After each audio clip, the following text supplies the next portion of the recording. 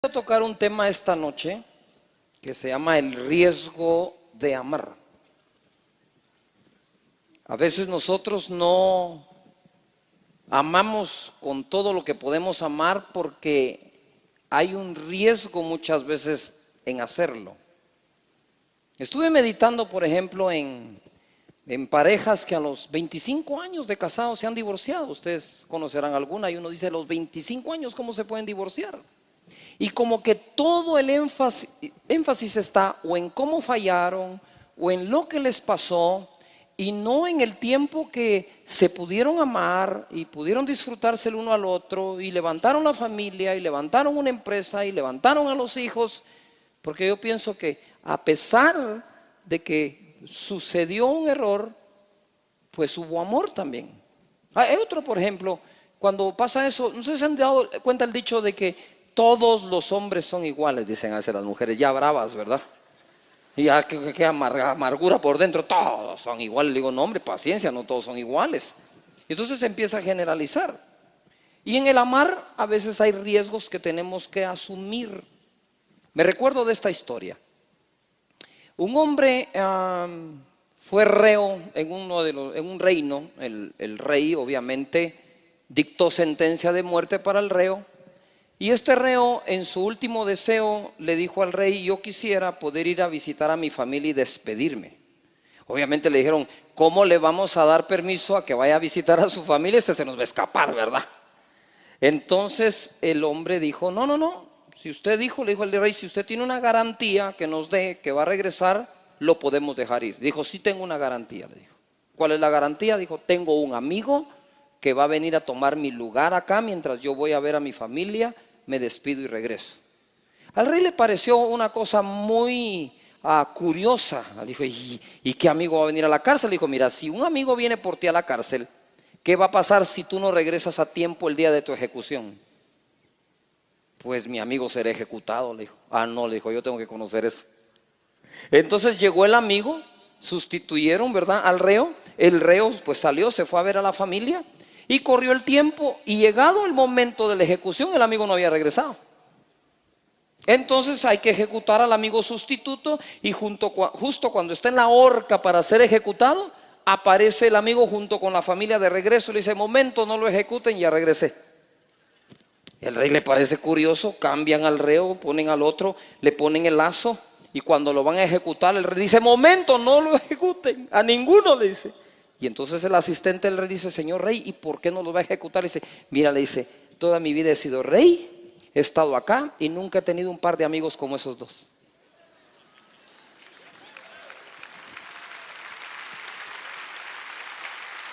Necesito a los dos como mis amigos.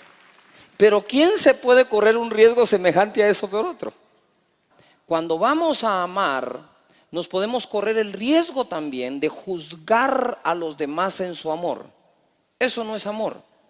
¿Usted ha notado esas personas que dicen, es que no me amaron, no me llamaron, no me han visitado?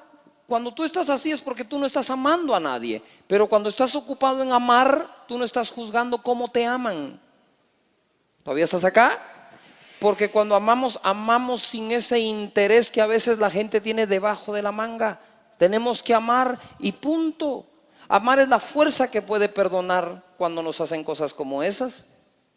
Hay que tomar un riesgo. Esas personas se arriesgaron en él. Juan 3:16, porque de tal manera amó Dios al mundo que dio a su Hijo unigénito, para que todo aquel que en él cree no se pierda, mas tenga ¿qué? Vida eterna. Porque no envió Dios a su Hijo al mundo para condenar, sino para que el mundo sea salvo por él. El amor no contiene condenación. Dios dio a su Hijo por amor, no por poder. Dios dio a su Hijo no porque él tuviera fe. Dios dio a su Hijo porque él amó al mundo de tal manera que dio a su único Hijo para que fuéramos salvos por él. Y entonces Jesús no vino a condenar, porque entonces habría una negación. Dios lo da por amor y Jesús viene a condenar. Ya no hace match esto, me estoy explicando acá, sino que él viene a salvar porque fue dado por amor. Ahora, el tema aquí es este. De tal manera amó. Si las escrituras dijeran, Dios amó al mundo, ojo acá, entonces quizás pudo haber dado un ángel, a un arcángel, a un querubín. Pero desde el momento dice, de tal manera amó, es decir, nos amó de tal forma que lo que entregó fue al único hijo que tenía. Cuando nosotros amamos de esa manera, somos capaces de entregarnos del todo y por todo a alguien o a algunos. Pero tenemos que, ¿qué dice aquí? Amar de tal manera. Lo que quiero decir hoy es que podemos nosotros esta noche salir de aquí con un nuevo nivel de amor.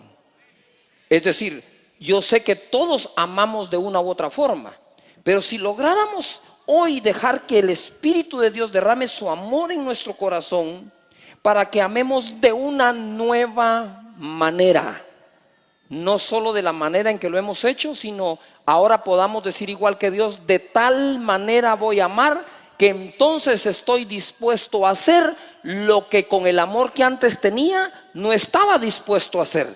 Es decir, en las parejas nosotros podemos amar de una forma y hay cosas que no superamos porque tenemos que emigrar a una nueva manera de amar.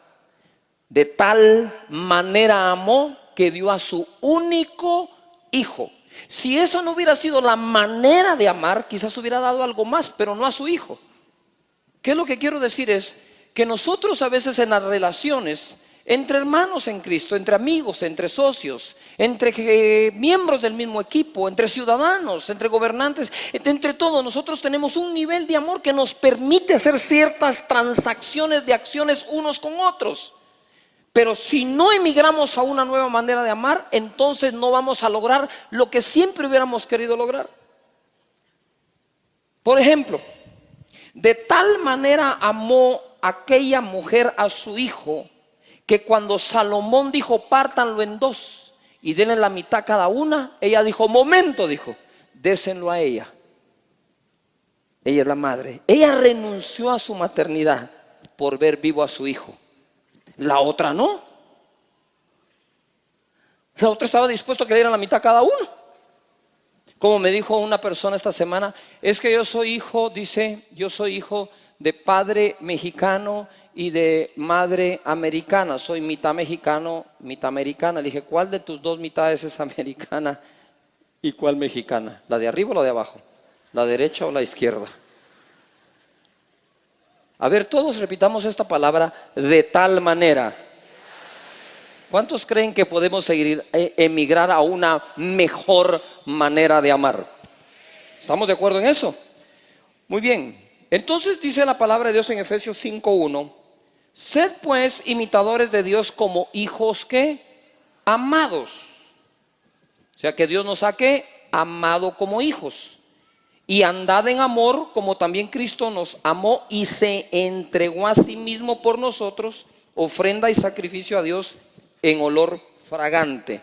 ¿Qué es lo que me dice aquí la Escritura? Es que el Señor se entregó a sí mismo. Amar es entregar. Y lo que entreguemos en la vida, que sea por amor. Porque 1 Corintios dice que podríamos incluso entregar nuestro cuerpo para ser quemado y no tener amor. Quiere decir que se puede entregar aún el cuerpo a ser quemado por algún otro interés. Morir como un mártir, levantar un movimiento, ser reconocido como un grande, pero no necesariamente por amar. Por lo tanto, debemos de aprender ¿qué? A amar. El riesgo de habernos amado.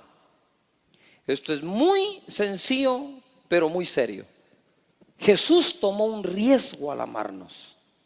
Mira, te lo voy a ir haciendo crecer. En Lucas capítulo 4, verso 1 al 2, Jesús fue tentado. Dice la Escritura, Jesús lleno del Espíritu Santo volvió del Jordán y fue llevado por el Espíritu al desierto. 2. Y por 40 días era tentado por el diablo y no comió nada en aquellos días, pasados los cuales tuvo ¿qué? hambre. A ver, di conmigo, Jesús, vamos, te quiero oír, Jesús fue tentado. ¿Por qué Jesús pudo ser tentado? Simple y sencillamente porque Jesús vino en carne. Tu espíritu y mi espíritu no puede ser tentado, pero nuestra carne continuamente está siendo ¿qué? Tentada. Es decir, estamos sufriendo tentaciones diversas. Bill Winston dijo algo anoche: entre más grande seas, más sutil se vuelve la tentación. Hay tentaciones de diferentes tipos. Les voy a dar cómo cambian las tentaciones a veces en nuestra vida. Por ejemplo, a los jóvenes solteros viene Satanás y los va a tentar sexualmente diciéndole a los novios: háganlo, acuéstense, tengan sexo, está bueno. Y está buena. Es la tentación. Pero una vez te casas, la tentación cambia. Y viene Satanás y dice: no lo hagan, no lo hagan. Decirle que tenés dolor de cabeza. Jesús fue tentado. Ahora, le quiero hacer una pregunta. Si Jesús fue tentado porque vino en carne, pregunto, ¿podría haber Jesús pecado? Sabemos que no pecó. Pero ¿usted cree que Satanás va a desperdiciar 40 días tentándolo si no existía la probabilidad de que Jesús cayera en la tentación? Claro que sí. Entonces mira ahora el siguiente verso en Hebreos capítulo 4 verso 15. Porque no tenemos un sumo sacerdote que no pueda compadecerse de nosotros o de nuestras debilidades, sino uno que fue tentado, ¿qué dice ahí? En todo, según nuestra ¿qué? Semejanza, pero sin pecado. Denle un aplauso a Jesús que no pecó.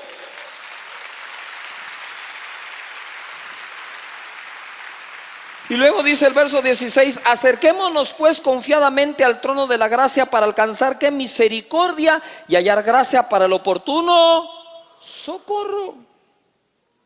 Pero el tema es este: primero, Jesús fue tentado. Segundo, Hebreos me dice que Jesús fue tentado en todo según nuestra semejanza. Quiere decir que las tentaciones que tú y yo sufrimos, las sufrió Jesús. Nota esto: Jesús llevó nuestras enfermedades, sufrió nuestros dolores, por su herida fuimos curados. Eso fue en la cruz, porque Jesús nunca se enfermó. Él llevó nuestros pecados, pero Jesús nunca pecó. Eso fue en la cruz. Incluso dice la Biblia que Él se hizo pobre para que nosotros fuésemos enriquecidos por su gracia. Eso también fue en la cruz. Él no fue pobre, tuvo tesorero. Pero en la cruz murió desnudo, se hizo pobre.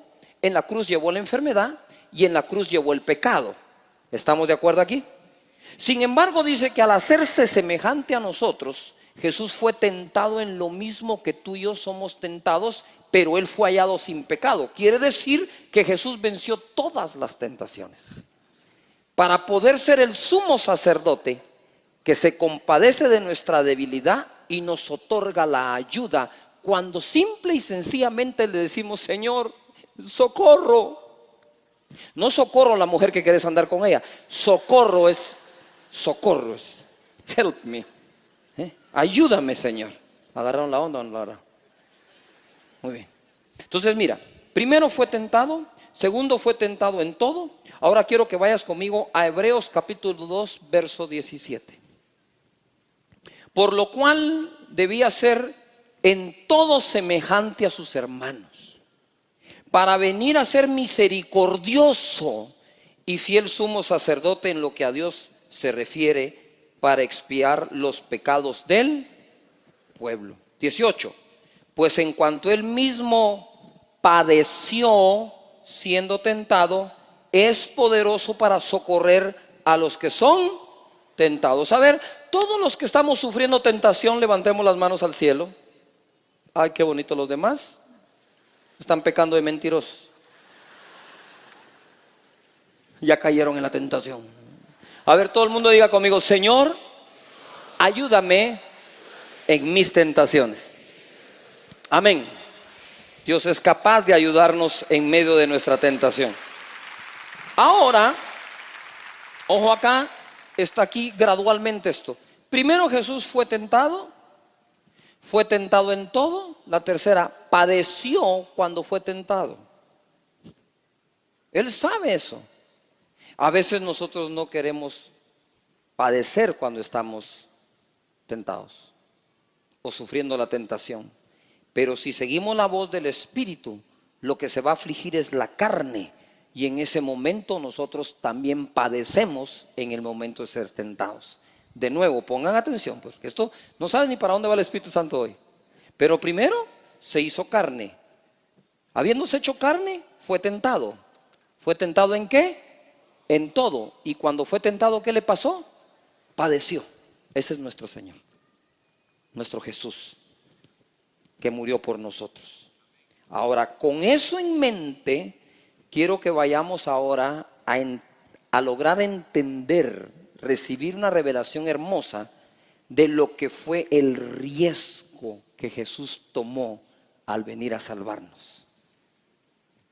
En Colosenses capítulo 1, verso 15 y 17, dice así: Él es la imagen del Dios invisible, el primogénito de toda creación, porque en Él fueron creadas todas las cosas. Ojo, en Él fueron creadas todas las cosas, las que hay en los cielos, las que hay en la tierra, visibles e invisibles, sean tronos, sean dominios, sean principados, sean potestades. Todo fue creado por medio de Él y para Él. 17. Y dice, y Él es antes de todas las cosas. Y todas las cosas subsisten en Él. No sé si agarramos la onda aquí. Él es antes de todo, pero todo en Él subsiste. ¿Todavía están acá? Muy bien. Ve conmigo a Hebreos capítulo 2, verso 10. Dice así: porque convenía aquel por cuya causa son todas las cosas, y por quien todas las cosas que subsisten, que habiendo de llevar muchos hijos a la gloria, perfeccionase por aflicción al autor de la salvación. ¿De qué? De ellos. Ojo pues, vino en carne, fue tentado, tentado en todo, padeció al ser tentado, pero en Él subsiste todo y en Él fue creado todo. Ahora imagínate esto. Según la palabra de Romanos 6:23 dice, ¿sí? Porque la paga del pecado es ¿qué? Muerte, mas la dádiva de Dios es vida eterna en Cristo Jesús. Quiero que pongas atención un poco a ese video, porque toda la creación en el que subsiste, pero Él fue tentado, tentado en todo, padeció siendo tentado, y la paga del pecado es ¿qué? ¿Qué es la paga del pecado? Muerte.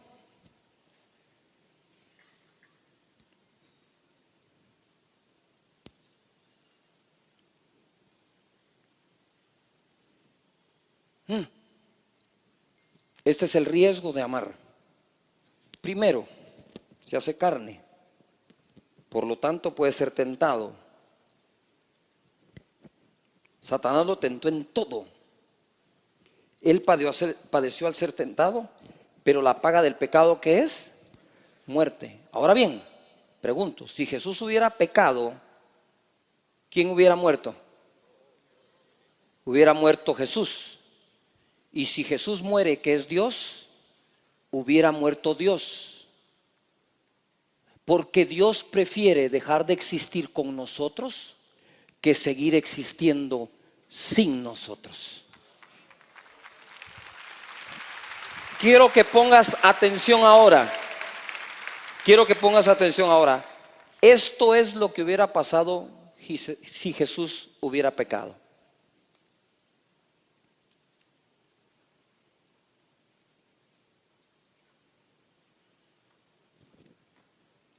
todo hubiera dejado de existir.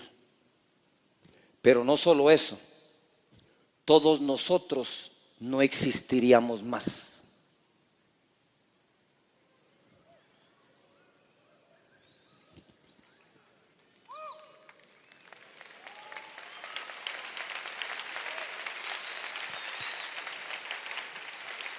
Si Jesús tomó el riesgo de amarnos, teniendo la posibilidad de dejar de existir, tomemos el riesgo nosotros de amar.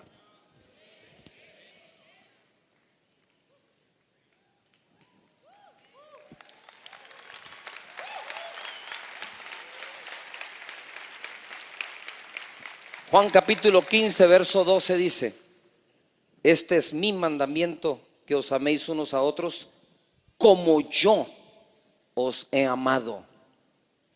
Nadie tiene mayor amor que este, que uno ponga su vida por sus. Ahora comprendemos más ese verso. Cuando Jesús puso su vida por sus amigos, lo que realmente estaba haciendo era arriesgarse a dejar de existir. Ay, Señor, yo quiero tomar mi riesgo al amar. A veces no amamos porque aquellos a quienes amamos nos podrían herir. Esas personas podrían no corresponder como nosotros quisiéramos. Amamos y nos traicionan. Pero qué más ejemplo del de Jesús al venir y hacer semejante entrega. Y le decía: Señor, si tú te atreviste a tomar semejante riesgo, ayúdame a tomar los míos. Hay un riesgo en tener un grupo en casa. Hay un riesgo en llamar a algunas personas para discipularlas. Hay un riesgo en aceptar tu llamado a pastor. Hay un riesgo en atreverte a hacer las cosas por amor. Siempre va a haber riesgo. Pues si no hay riesgo, ¿cuál es el chiste de hacerlo? Hay un riesgo al casarte. Todos nosotros juramos en el altar mantenernos fieles hasta que la muerte nos separe. Y pasados unos años nos queremos matar el uno al otro. Como dijo un pastor amigo: yo nunca he hablado de divorcio con mi esposa. De matarnos, sí, como 3 veces. ¿Sí? ¿Qué es lo que quiero decir? Es cuánta gente se priva de ese honor, de esa experiencia hermosa, la más hermosa que creo que Dios dejó en la tierra. Se privan de amar porque calculan demasiado los riesgos. Yo creo que simple y sencillamente debemos de amar.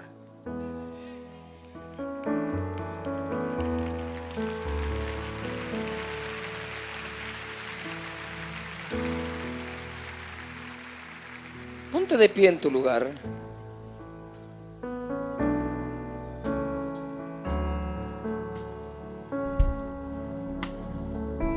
Adoremos al Señor esta noche y dejemos que Él nos bautice con su amor. Dice la Biblia: ¿de qué nos sirve hablar lenguas incluso angelicales si no tenemos amor? Quizás hoy no sea una noche para recibir esa unción que te trae los dones sobrenaturales como siempre la hemos recibido. Quizás hoy sea una noche para recibir el principal regalo de Dios que trae el Espíritu Santo, que es amar. La primera expresión del fruto del Espíritu Santo, dice, es amor. Dice también la Escritura: si decimos amar a Dios y aborrecemos a un hermano, permanecemos en muerte. Quiere decir que amor es lo que nos mantiene vivos. Amar.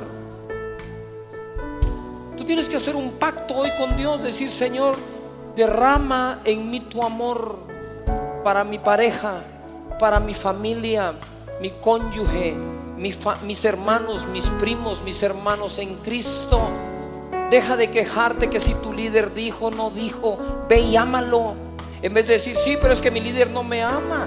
Pues lo más seguro es que no estás sintiendo eso porque tú no lo estás amando a él. Les recuerdo lo que mi madre me dijo. Mi madre me dijo: Cash, aprendí a amar hasta que duela. Yo le dije: ¿hasta que duela? Sí, me dijo. Porque a veces te van a hacer cosas que te van a doler. pero tenés que aprender a amar. Levanta tus manos, adoremos a Jesús. Venga. En mi boca está el poder de la vida y de la muerte. Hablaré palabras de vida y no de muerte, de salud y no de enfermedad, de riqueza no de pobreza, de bendición no de maldición, porque en mi boca hay un milagro. Dale un fuerte aplauso a la gente que nos ve en casa. Esta es casa de Dios, su casa. Suba a carretera hacia El Salvador, aquí en Guatemala. El Espíritu Santo lo va a bendecir, su palabra, la compañía, la gente. Así que Dios los bendiga grandemente. Pueden tomar su lugar. 1 Corintios 12:28.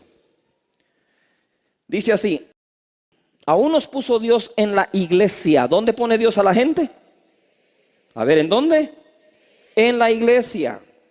Yo me recuerdo una vez estaba platicando con una persona en un almuerzo y esta persona me dijo, pero yo soy cristiano, me dijo. Sí, pero ¿por qué no vas a la iglesia? Le digo yo.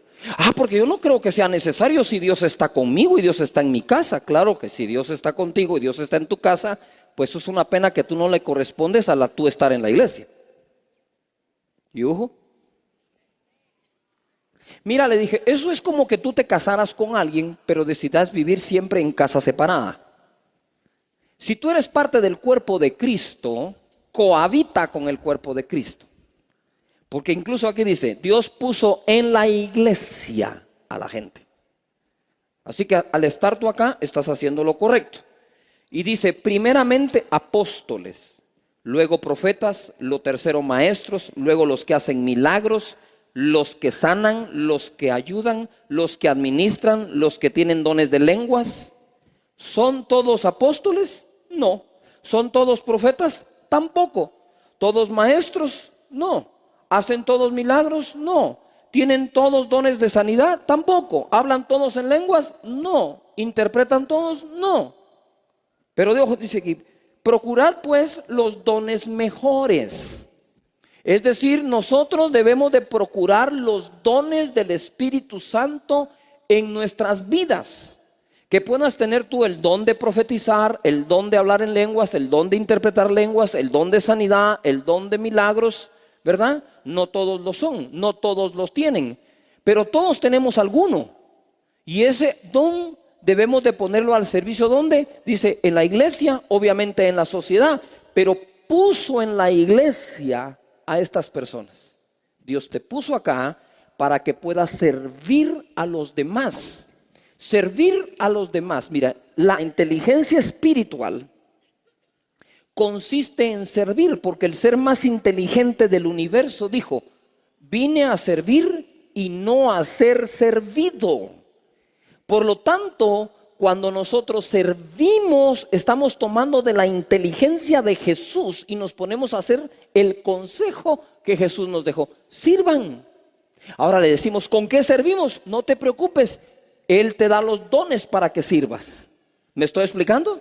Y tenemos entonces servicio a los demás. Y dice después, mas yo os muestro un camino aún más excelente. Ese camino más excelente, así es como termina el capítulo 12 de 1 Corintios y empieza el 13 hablando del amor. Y el 13 termina que hay tres cosas importantes: la fe, la esperanza, el amor, pero la mayor de ellas es el amor. Podemos tener fe de trasladar los montes, podemos tener fe para resucitar muertos, pero si no tenemos amor, dice la Biblia, no somos nada. Por lo tanto, el camino más excelente es el del amor. Su servidor, que Dios le ha dado la gracia de visitar varios lugares, todo el mundo está deseoso de recibir el poder sobrenatural. Y la pregunta que yo les hago siempre es, ¿quieres el poder sobrenatural para engrandecerte tú? ¿O quieres el poder sobrenatural como una herramienta que te sirve para amar a las demás personas más allá de los dones naturales? Porque si quieres la unción para llamarte el ungido y no quieres la unción para servir a los demás, estás equivocando el camino. El camino debe ser de amor y el camino debe ser de servicio a los demás. amar. Porque el amor es una fuerza que genera incluso energía. Cuando tú decides amar a alguien, entonces la fuerza viene. Mi pastor me enseñó esto. Mi pastor me dijo una vez, mira, me dijo, quien muera por alguien vas a encontrar, me dijo. Ahora, quien viva por alguien es lo difícil, me dijo. Porque usted puede decir, yo puedo morir por alguien. A ver, aquí está, máteme a mí, no a él. Va, se acabó. Ahora, ponerse toda una vida a vivirla por alguien, eso es un poco más difícil a veces. ¿Por qué? Porque se requiere amar todos los días a personas que vivimos cambiando. Un día amanecimos de buenas, el otro de malas. Pero nuestro amor no puede fluctuar ante esos cambios. Nuestro amor debe permanecer siempre siendo el mismo, no importa cuánto cambien las personas y sus acciones para con nosotros. Porque si alguien cambia para mal, que no genere en ti un cambio para mal también. ¿Me estoy explicando? Y la fuerza que deja que no cambies para mal es el amor. Que podamos amar. Dice la Biblia, de tal manera amó Dios al mundo que dio a su Hijo. No dice la Biblia, de tal manera tuvo fe Dios que entregó a su Hijo. No dice la Biblia, de tal manera tuvo esperanza Dios que dio a su Hijo. La Biblia dice, de tal manera amó Dios que dio a su Hijo. Si Dios no hubiera tenido amor, no entrega a su Hijo. Nosotros solo podemos entregar algo si amamos cuando lo vamos a entregar. O por lo menos así debería de ser. Si vamos a entregar algo, servicio, trabajo, ministerio, si vamos a entregar esas horas extras, deberían de ser, ¿por qué? Por amor. El amor es lo único que mantiene el alma saludable. Cuando una persona realmente ama, no hay ofensa que lo amargue, no hay ofensa que lo deprima, no hay ofensa que lo hunda, no hay pecado que pueda contra él, porque el amor lo vence todo. Por lo tanto, ama. Ojo a lo que mi madre me enseñó. Empezando el ministerio, me dijo, Cash, me dijo, tenés que aprender a amar hasta que duela. Consejo de una madre. ¿Cómo así? Es que tenés que aprender a amar cuando te duela lo que te estén haciendo, debes de seguir amando. Dije, wow. ¿Cuántos de ustedes van a andar por el estilo? A ver, levanta las manos y di conmigo, Señor, debo aprender a amar. ¿A qué vamos a aprender? A amar. Juan, primera epístola de Juan, capítulo 4, verso 7. Amados, amémonos unos a otros, porque el amor es de Dios. Todo aquel que ama es nacido de Dios y conoce a Dios. El que no ama no ha conocido a Dios, porque Dios ¿qué es? ¿Dios qué es? Amor. Estaba platicando una vez con una persona y entonces estábamos hablando y le digo, mira, le dije yo, te voy a dar una revelación más grande todavía. ¿Cuál? Me dijo, Dios es amor, le dije. El que no ama no conoce a Dios. Y Jesús dijo, en esto consiste la vida eterna, en que conozcan a Dios y aquel a quien Él envió. Entonces, ¿cuál es el problema? Le dije. Si vas a tener las revelaciones sin amor, entonces no se conoce a Dios. Y si no se conoce a Dios, no se ha nacido de nuevo. Si no se ha nacido de nuevo, no van al cielo. Quiere decir, le dije, que el infierno podría estar lleno de gente con revelaciones. Y ojo, porque la vida eterna no consiste en tener revelaciones. La vida eterna consiste en conocer a Dios. ¿Y Dios qué es? Amor. Por lo tanto, si todavía no amas, posiblemente no has nacido de nuevo. No digo que seamos perfectos en amar. Tenemos nuestros días, ¿no es cierto? Pero que nuestra esencia sea amar. Por ejemplo, tú puedes hacer un café con la esencia del café. Algunas veces te sale un poco ralo, otras veces un poco espeso. ¿Me estoy explicando? A algunos está muy fuerte y otros, como dicen, este es agua de calcetín, dicen aquí en Guatemala. Vos me serviste agua de calcetín, ¿qué es este café? Está de calcetín, pero la esencia sigue siendo café. Entonces a veces tenemos nuestros días de calcetín, pero seguimos teniendo la esencia que es amor. ¿Estamos de acuerdo acá? Mire, yo no sé cómo hacen algunos para amar tanto. Yo quisiera poder amar tanto como algunos aman, ¿verdad? Pero sé que tengo mi porción. El amor no se dejó para que compares cuánto te aman, porque hay un lado muy delicado del amor y es andar buscando ser amado. La satisfacción más grande no está en ser amado, es en amar. Y entonces nosotros nos confundimos mucho. ¿Por qué? Porque es que el hermanito no me amó, el hermanito no me saludó. Es porque estás buscando ser amado, pero si amás ni siquiera lo comentarías. Ni siquiera saldría de tu boca, no lo evaluarías, no lo comparás con nada ni con nadie. Simplemente, ¿qué haces? Amas. Amémonos unos ¿a qué? A otros. El que no ama no conoce a Dios. Dios es ¿qué? Amor. Verso 10, en esto consiste el amor, no que nosotros hayamos amado a Dios, sino en que Él nos amó a nosotros y envió a su Hijo en propiciación por nuestros ¿qué? Pecados. Amados, si Dios nos ha amado así, debemos también nosotros amarnos unos a otros.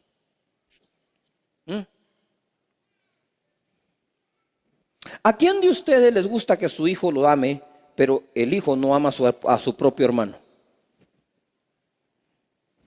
¿A qué madre le gusta que sus hijos le estén abrazando, pero entre los hermanos no lo hacen? Entonces viene el hijo, la hija, te abraza, te da un beso, pero jamás va a tener buen sabor si estás viendo que entre ellos no se aman. Nosotros podemos adorar a Dios, cantarle a Él, presentar nuestras ofrendas a Él, pero si entre nosotros mismos no nos perdonamos y no nos amamos, esa adoración no termina de dejarle un buen sabor a nuestro Señor.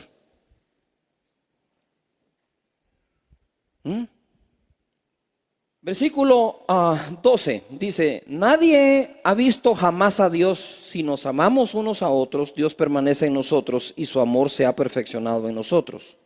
En esto conocemos que permanecemos en Él y Él en nosotros, en que nos ha dado de su Espíritu. Verso 14, y nosotros hemos visto y testificado que el Padre ha enviado a su Hijo, el Salvador del mundo.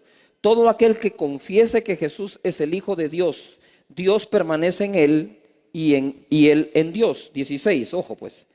Nosotros hemos conocido y creído el amor que Dios tiene para con nosotros. Dios es amor.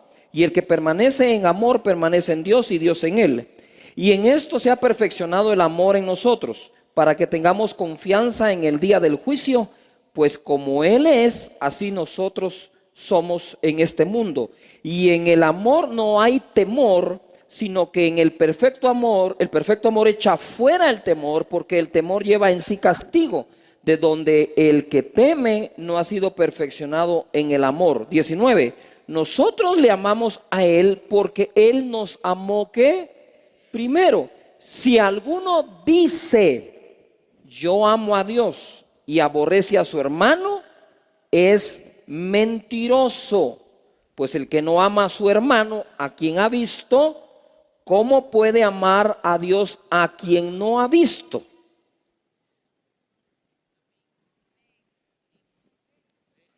Y esto se aplica en todo.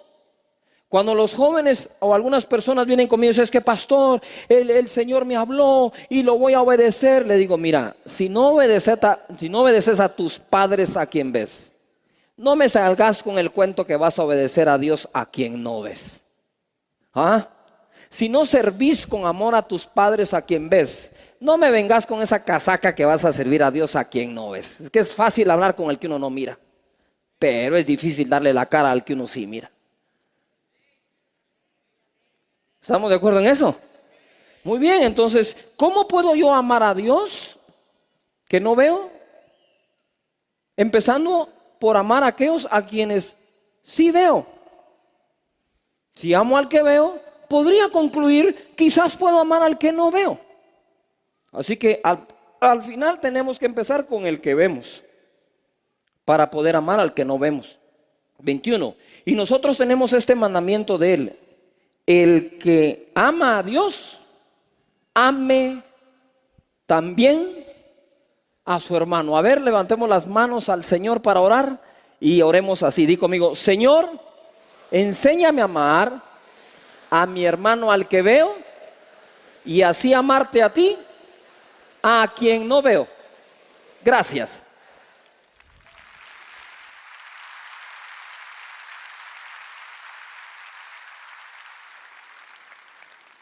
Tercera de Juan 1:5 dice amado, no dice te amo, dice amado. Es una persona que está siendo amada, no que le están diciendo te amo.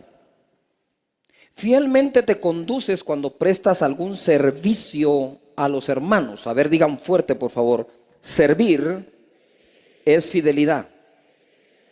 ¿Cómo se es fiel? Sirviendo. Muy bien. Especialmente a los desconocidos. No dice a los conocidos, ahora dice ¿a quiénes? A los desconocidos. 6, mire qué lindo. Los cuales han dado ante la iglesia. Al principio dijimos que ¿dónde nos puso el Señor? En la iglesia. Los cuales han dado ante la iglesia testimonio de tu amor. Y harás bien en encaminarlos como es digno de su servicio a Dios, para que continúen su viaje. Pero ¿cuántos creen que podemos ser como dice acá? Que podemos nosotros testificar del amor de alguien más. Yo sé que tú has amado. ¿Cuántos de ustedes han amado a alguien en su grupo, en su familia, en su vecindario? Quiero ver que han amado con acciones, no te amo y di el cariño, no, te amo, bien te amo, amamos. Bájenla. ¿Cuántos de ustedes han sido amados por algún otro hermano en Cristo? Quiero ver la mano alta. Muy bien, levanta la mano y di: escrito está, debo testificar a la iglesia del amor que me han tenido. Amén. Prepare su testimonio. A ver, di conmigo: amémonos unos a otros. Yo creo que nosotros podemos aprender del ejemplo de muchos cómo amar a los demás. ¿Estamos de acuerdo? Mira, nada más te quiero dar esto. Juan capítulo 13, verso 34. Juan capítulo 13, verso 34. Un mandamiento nuevo os doy, que os améis unos a otros. Como yo os he amado, que también os améis unos a otros. Verso 35. En esto conocerán todos que sois mis discípulos, si tuvieres amor los unos por o con los otros. Dice aquí, ojo, en esto van a conocer todos que son mis discípulos, en que hablen en otras lenguas, resuciten un muerto, caigan bajo el poder del Espíritu Santo. No. Dice, en esto todos van a conocer que son mis discípulos, en que se amen unos a otros. Quiere decir que el mayor testimonio que le podemos dar a los demás es el testimonio de amarnos. Juan capítulo 17, verso 20. Dice así: mas no ruego solamente por esto, sino también por los que han de creer en mí por la palabra de ellos. 21, esto es clave.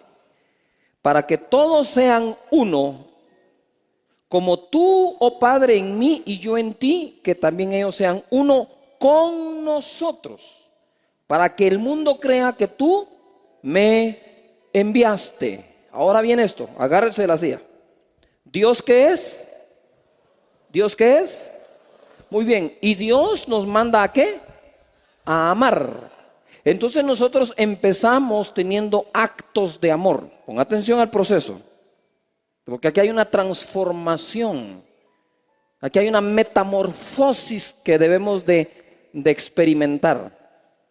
La rutina de ejercicios que le ponen a uno en el gimnasio, ¿eh? Hoy va a ser pecho y bíceps, mañana va a ser tríceps y espalda, pierna y abdomen. Y usted hace su rutina, ¿verdad? Una serie de tantos de esto, de tantos de aquello, y usted hace su rutina. Pues Dios dejó una rutina para ejercitarnos en el amor. Primero nos dice, ámense unos a otros. Muy bien. Porque el que no ama a su hermano, ¿verdad? No conoce a Dios, ¿verdad? No nos amamos entre nosotros. Después dice, ¿saben qué? Amen al desconocido, sírvanle y sean fieles en esto, al desconocido. Amen al prójimo, o sea, el que está más cercano al prójimo. Pero cuando tú le diste de comer a uno de ellos, a mí me diste de comer. Cuando lo vestiste, a mí me vestiste. Cuando lo visitaste, a mí me visitaste.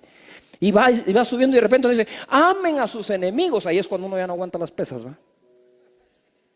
Ahí es cuando uno se empieza a quedar sin azúcar y empieza a marearse. Y entonces uno empieza a practicar el amor con los demás y a ejercitarse en el amor. Pero venga ahora aquí, ponga todos sus sentidos, todo lo que enseñé es para esto final. Dice el Señor, para que ellos sean uno en nosotros, como, oh Padre, tú en mí y yo en ti, así ellos también. Quiere decir que el Padre y el Hijo se fusionan en uno, pero la Escritura sugiere que nosotros también. ¿Estamos de acuerdo con eso? Nos fusionamos. Padre, Hijo, nosotros. Fusionados. ¿Pero Dios qué es? Entonces nosotros empezamos teniendo prácticas de amor para terminar convirtiéndonos en amor también. ¿No la agarraste? Tú amas, pero todavía no eres amor. Pero conforme practiques vas a terminar siéndolo. Porque Él dijo, para que ellos sean en nosotros como nosotros somos. ¿Se recuerdan que Jesús dijo, si me han visto a mí, han visto al Padre? ¿Por qué? Porque si Dios es amor y Jesús amaba, han visto al Padre.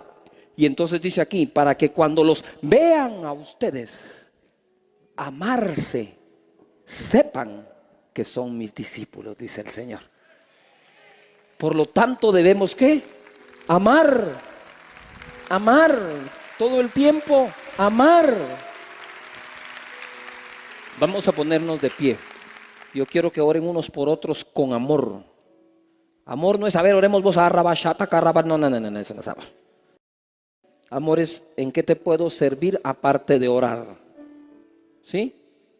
Tal vez te dice, mira, nada, estoy muy bien, ore por él y volteese. Usted tiene que encontrar a alguien que lo necesite. ¿Estamos de acuerdo? Entonces, tómense ahí unos con otros, de 2, de 3 grupos, de 4 personas, de lo como usted quiera, como le salga.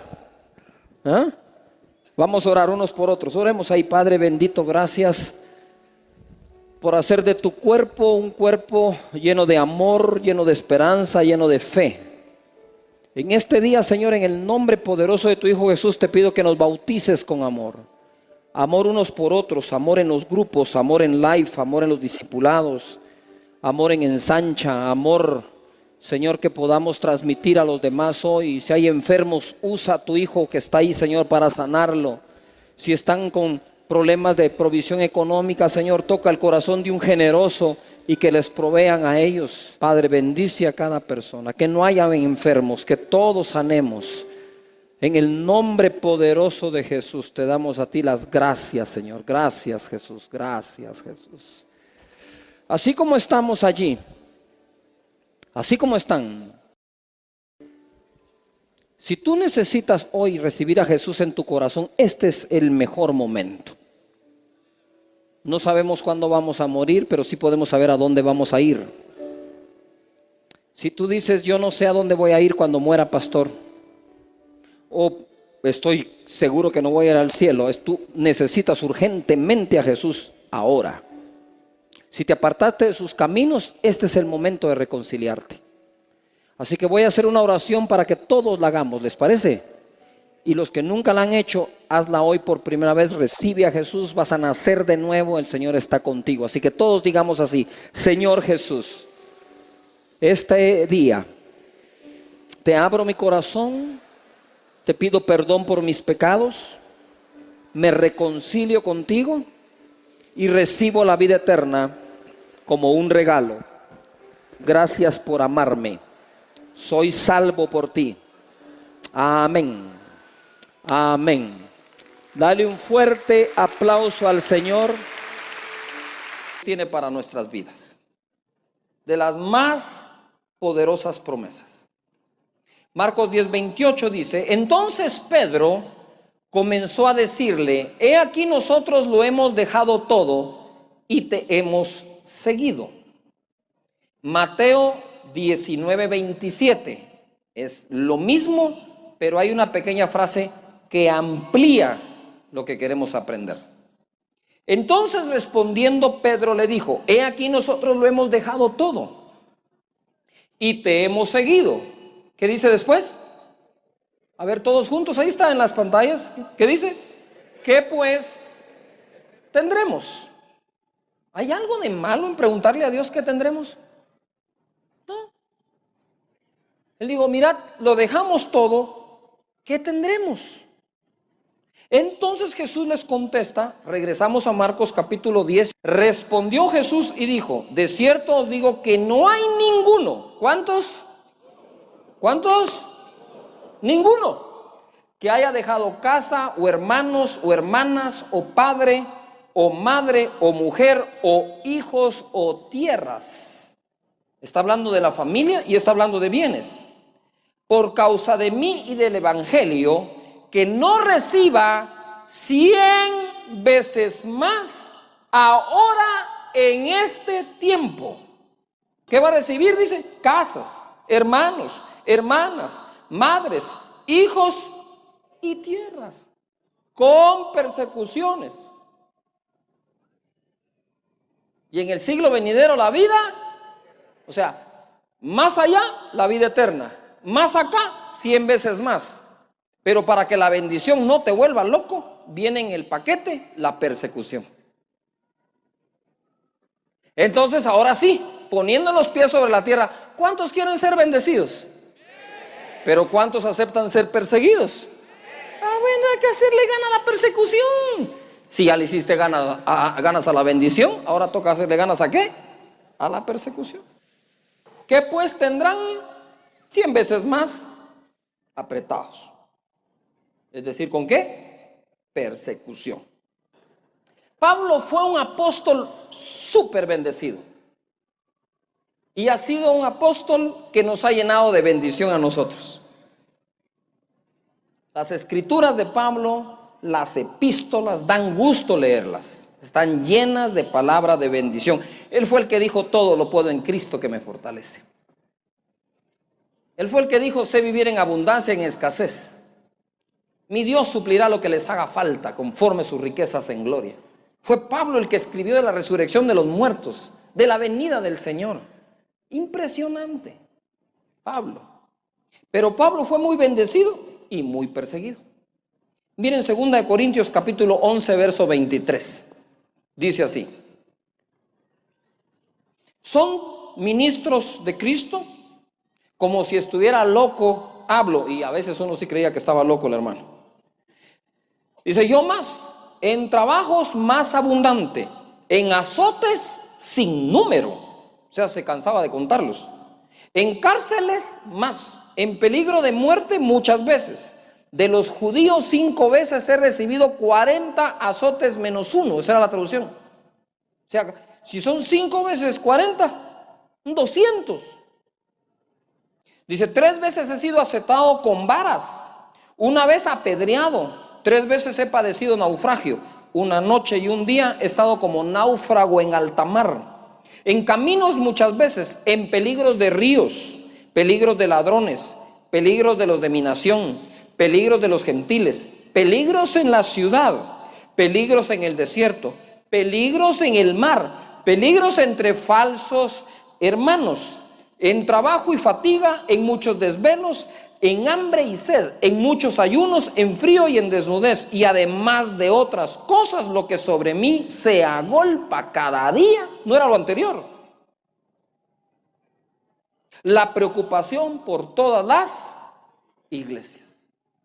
Pablo vivía preocupado que así como lo perseguían, podían perseguir a la iglesia. Pablo era muy bendecido y muy perseguido. Tú vas a ser muy bendecido, pero no podría yo decirte que no vas a ser perseguido. A veces la persecución es lo que te hace mantenerte tranquilo, que no te envanezcas, que no te pongas orgulloso de lo que Dios te ha dado. Y ahí Dios permite 2 que 3 cositas para que andes tranquilo. ¿Cuánto les ha pasado? Hay todo tipo de persecución, ¿verdad? Cada quien tiene la suya. Pero lo que es impresionante aquí es lo siguiente. ¿Cuántos de ustedes reconocen que Pablo fue un instrumento de bendición y sigue siendo para nosotros el día de hoy? ¿Cuántos decimos lo reconozco? ¿Lo reconocemos? Muy bien. Entonces mire, ¿quién fue Pablo? Hechos capítulo 9, verso 1. Hechos 9:1 dice: Saulo, respirando amenazas y muerte contra los discípulos del Señor. Este fue el amado Pablo. Era una joya. Era Saulo antes. Vino al sumo sacerdote y le pidió cartas para las sinagogas de Damasco, a fin de que si hallase algunos hombres o mujeres de este camino de Jesús, los trajese presos a Jerusalén. Mas yendo por el camino, aconteció que al llegar cerca de Damasco, repentinamente lo rodeó un resplandor de luz del cielo. Y cayendo en tierra, oyó una voz que le decía: Saulo, Saulo, ¿por qué me persigues? Y él dijo: ¿quién eres, Señor? Y él le dijo: yo soy Jesús, a quien tú persigues. Dura cosa te es dar coces contra el aguijón. ¿Usted se imagina a Pablo cuando le dice: ¿por qué me persigues? ¿Y tú quién eres? Soy Jesús. No, si Jesús murió. Yo estoy persiguiendo a fulano, a mengano, a perencejo. No, cuando tú persigues a fulano, mengano y perencejo, que son de mi cuerpo, a mí me persigues. Cuando a ti te persiguen, a Jesús persiguen. Y créanme, al final eso es un honor. Y dice aquí: yo soy Jesús, a quien tú persigues. Dura cosa te es dar cosas contra el aguijón. Verso 6. Él, temblando y temeroso. ¿Cómo estaba Pablo? Temblando ¿y cómo ponía él a los cristianos? A temblar, y quería meterles miedo. Y en el instante que se topa con Jesús, ¿qué es lo que le pasa a él? Tiembla y tiene ¿qué? Miedo. Primera cosa que experimenta Pablo. Y dice acá: ¿qué quieres que yo haga? Y el Señor le dijo: levántate y entra en la ciudad, y se te dirá lo que debes de hacer. Y los hombres que iban con Saulo se pararon atónitos, oyendo a la verdad la voz, mas sin ver a nadie. Esto es como diciendo: no es con ustedes, es con él. Entonces Saulo se levantó de tierra y abriendo los ojos no veía a nadie. Así que llevándole por la mano le metieron en Damasco, donde estuvo 3 días sin ver y no comió ni bebió. De entradita se tiró un ayuno de 3 días. De entrada. Pero mire lo que sigue. Había entonces en Damasco un discípulo llamado Ananías, a quien el Señor dijo en visión: Ananías. Y él respondió: heme aquí, Señor. Y el Señor le dijo: levántate y ve a la calle que se llama Derecha, y busca en casa de Judas a uno llamado Saulo de Tarso, porque he aquí, ¿qué dice ahí? ¿El qué? Ora. Ahora estaba ayunando y orando el perseguidor. El que perseguía, ayunando. El que perseguía, orando. Y ha visto en visión a un varón llamado Ananías, que entra y le pone las manos encima para que recobre la vista. Entonces Ananías respondió: Señor, he oído de muchos acerca de este hombre, cuántos males ha hecho a tus santos en Jerusalén, y aún aquí tiene autoridad de los principales sacerdotes para prender a todos los que invocan tu nombre. El Señor le dijo: ve, Ananías, hombre, ve, porque instrumento escogido me es este, para llevar mi nombre en presencia de los gentiles y de reyes y de los hijos de Israel, Yo creo que Ananías dijo, ay, ve que de al pelo este va. Primero nos persigue y ahora escogido. Pero siguió hablando el Señor, él dice en el 16, porque yo le mostraré cuánto le es necesario padecer por mi nombre. Ahora entendemos 2 Corintios 11. Yo he sido azotado 3 veces con vara, 5 veces me dieron 40 azotes menos 1. El pueblo de la nación de Israel me persiguió, me quedé náufrago, tuve hambre, estuve desnudo, tuve frío, estuve en la cárcel. Y no eso andabas buscando cuando andabas persiguiendo a los cristianos, ¿ves? Señores, para que un Pablo exista, tiene que existir antes un Saulo. Y les declaro proféticamente que nuestros Saulos pronto serán nuestros Pablos.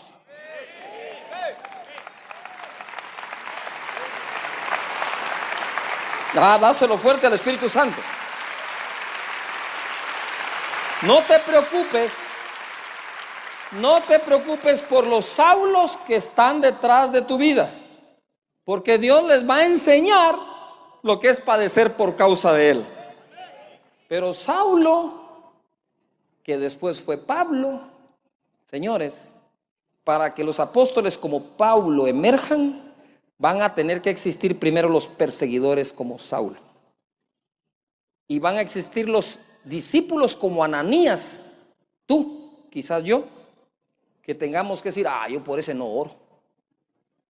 Y el Señor te dice, no hombre, si mira, lo estoy escogiendo, ese no lo escogería ni el diablo. Sí, pero yo lo escogí, ve y ora por él, bendícelo, lo voy a liberar de su amargura, de la prisión en que está, de sus rencores, de sus adicciones, y lo voy a convertir en una persona que bendiga mi nombre, que predique mi nombre. Y solo, Señor, no, también le voy a enseñar lo que es padecer por causa mía, para que el paquete sea, ¿qué? Completo. Entonces Pablo sufrió más persecución que ninguno, porque fue el mayor perseguidor que tuvo la iglesia también. ¿Todavía estás acá? Entonces, cuando tú ves las cosas como Dios las ve, tú dices, Señor, bendice a mis enemigos, bendice al que me maldice, que te conozcan a ti, y tú sabrás qué hacer con cada uno de ellos. Amén. Muy bien. Así que no tengan pena. Yo le mostraré, dice, cuánto le es necesario padecer por mi nombre. Fue entonces Ananías y entró en la casa y poniendo sobre él las manos dijo, hermano Saulo, el Señor Jesús, que se te apareció en el camino por donde venías, me ha enviado para que recibas la vista y seas lleno del Espíritu Santo. Y al momento le cayeron de los ojos como escamas y recibió al instante la vista y levantándose fue bautizado. Y habiendo tomado aliento, recobró fuerzas. Y estuvo Saulo por algunos días con los discípulos que estaban en Damasco. 20. Enseguida predicaba a Cristo en las sinagogas, diciendo que este era el Hijo de Dios. Y todos los que oían estaban atónitos y decían, ¿no es este el que asolaba a Jerusalén, a los que invocaban este nombre? Y a eso vino acá, para llevarlos presos ante los principales sacerdotes. Pero Saulo mucho más se esforzaba y confundía a los judíos que moraban en Damasco, demostrando que Jesús era el Cristo. Acto inmediato lo tuvieron que sacar en una canasta bajado de una ventana. Porque Pablo fue primera prédica y de una vez perseguido. Yujo, no te preocupes. ¿Qué podemos esperar cuando hay persecución personal, empresarial, política, religiosa? Si estamos en Cristo podemos esperar lo que les voy a leer ahora en Hechos capítulo 4 verso 25. Y póngase el cinturón en la silla. Mire que el de adelante tiene bolsa de aire porque esto se va a poner buenísimo. Hechos 4:25 dice, que por boca de David tu siervo dijiste, ¿por qué se amotinan las gentes y los pueblos piensan cosas vanas?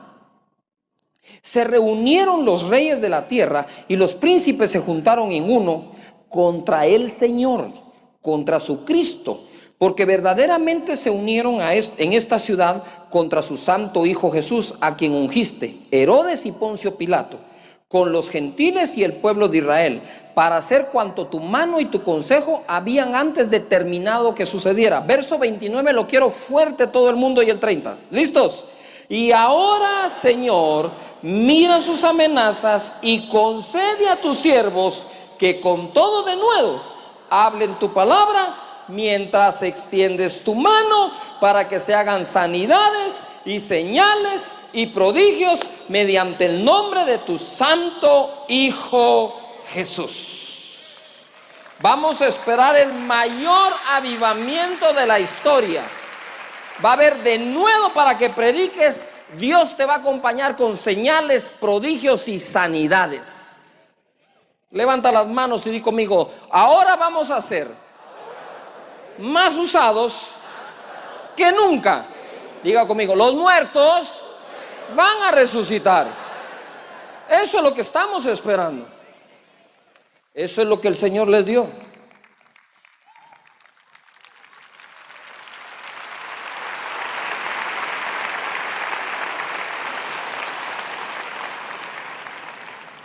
Cuando hubieron orado, el lugar en que estaban congregados tembló, y todos fueron llenos del Espíritu Santo y hablaban con denuedo la palabra de Dios. Te voy a leer el verso 32 al 37. Dice: y la multitud de los que habían creído eran de un corazón y un alma. Mira lo que provocó la persecución. Un corazón y ¿qué? Y un alma. Digan conmigo fuerte: unidad. Dice: y ninguno decía ser suyo propio nada de lo que poseía, sino que tenían todas las cosas en común. Eso era el pueblo del Señor. Y con gran poder los apóstoles daban testimonios de la resurrección del Señor Jesús, y abundante ¿qué? Gracia era sobre todos. Viene un tiempo de un gran favor. Así que no había entre ellos ningún necesitado, porque todos los que poseían heredades o casas las vendían y traían el precio de lo vendido y lo ponían a los pies de los apóstoles, y se repartía a cada uno según su necesidad. Esta última necesidad era la necesidad ministerial de cada apóstol para llevar el evangelio a todo el mundo. 36. Entonces José, a quien los apóstoles pusieron por sobrenombre Bernabé, que traducido es hijo de consolación, levita, natural de Chipre, como tenía una heredad, la vendió y trajo el precio y lo puso a los pies de los apóstoles. Pregunto: en la historia del cristianismo, ¿alguna persecución ha parado a Cristo? Ninguna, señores. Tenemos más de 2000 años de existir y nos vamos a multiplicar. Porque cada vez que esto viene, la multiplicación es inevitable. Amén. Segunda de Timoteo capítulo 1, verso 3. Dice: doy gracias a Dios, al cual sirvo desde mis mayores con limpia conciencia, de que sin cesar me acuerdo de ti en mis oraciones noche y día, deseando verte, al acordarme de tus ¿qué? Lágrimas, para llenarme de gozo. Nota esto. Pablo le está escribiendo a un discípulo, Timoteo. Todos hemos hablado del gran Timoteo, pero hoy vamos a conocer al débil Timoteo. Pablo le dice: hey Timoteo, le dijo. Hey Timoteo, le dijo, cada vez que oro, me acuerdo de cómo llorabas. Te conocí llorando, Timoteo. Te conocí en medio de tus peores pruebas. Jamás te di la espalda. Y cada vez que oro, me acuerdo de eso, trayendo a la memoria la fe no fingida que hay en ti. Aquí empieza Pablo a discipular. La fe que hay en ti, Pablo, espero que no sea fingida, la cual habitó primero en tu abuela Loida y en tu madre Eunice, y estoy seguro que en ti también. Timoteo, tu abuelita ha confesado el nombre de Jesús sin fingimiento, y tu madre también. 2 mujeres, y espero que tú, el más joven y siendo hombre, lo sigas confesando. Y le dice: 6. Por lo cual te aconsejo que avives el fuego del don de Dios que está en ti. Quiere decir que lo tenía apagado. Por la imposición de mis manos. Timoteo, te estoy recordando que tú tienes al Espíritu Santo porque yo oré por ti. Pero has apagado ese fuego que tu abuela y tu madre no han apagado. ¿Por qué? Le dice. Porque Dios no nos ha dado espíritu de cobardía. Señores, ese espíritu de cobardía estaba tratando de poseer la mente y el corazón de Timoteo. Por eso Pablo le dice, te recuerdo las lágrimas que tenías cuando conociste al Señor. También te voy a recordar que tu abuela y tu madre nunca se han avergonzado de Jesús. Tienen una fe no fingida. ¿Pero qué te está pasando, Timoteo? ¿Estás apagando el fuego del Espíritu Santo que recibiste cuando yo oré por ti? Te recuerdo que el espíritu que tienes no es de cobardía, sino de poder, amor y dominio propio. Ese espíritu de cobardía que tenía Pablo fue el espíritu que hizo que Pedro negara a Jesús y Timoteo estaba a punto de negar a Pablo. Y le dice a Timoteo, mira lo que dice. Por tanto, 8, no te avergüences de dar testimonio de nuestro Señor. Todo lo tenés adentro, la fe no fingida y el Espíritu Santo. Pero la fe no fingida y el Espíritu Santo lo estás apagando y ahogando por cobardía. Así que te pido que no te avergüences de dar testimonio de nuestro Señor, ni de mí, preso suyo, sino participa de las aflicciones por el Evangelio según el poder de Dios. A ver, di conmigo fuerte: poder, amor y dominio propio. ¿Qué era lo que te diga? Poder, amor, dominio propio. Dice, no, el espíritu nuestro no es de cobardía, es de poder. Pero si tan solo se responde con el poder, está todo desbalanceado. El poder que Dios te ha dado se balancea con el amor de Dios. Jamás se ejerce poder sin amor, en ningún lugar, ni autoridad, ni con ninguna persona. Es ilegítimo eso. Entonces, cuando a veces estás orando, ¿no?, por los que te han hecho daño, los que te robaron, los que te quitaron las acciones de la empresa, los que no te devolvieron la casa, el divorcio que sufriste, allá adentro pueden haber punzadas, resentimientos que se convierten en amargura, que guían a hacer oraciones inadecuadas como: Señor, haz justicia sobre mis enemigos, ponle la mano encima, hace que esto pase, hace que lo otro. Ahí estás tú fluyendo en el poder, pero no en el amor.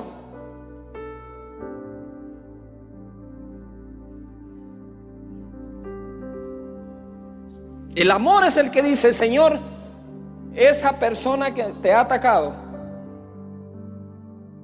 tú le dices: Señor, que el que me debe te conozca, que sepa que tú prosperas sin necesidad de hacer cosas indebidas. Señor, te pido que te conozcan, te pido por su familia, te pido por su salud, te pido, Señor, por ellos, de tal manera, Señor, que sus vidas den un giro y cambien, y los que hoy son tinieblas alrededor mío se conviertan en luz tuya. Ese es el amor que balancea el poder y dice: y dominio propio. Poder, amor y ¿qué?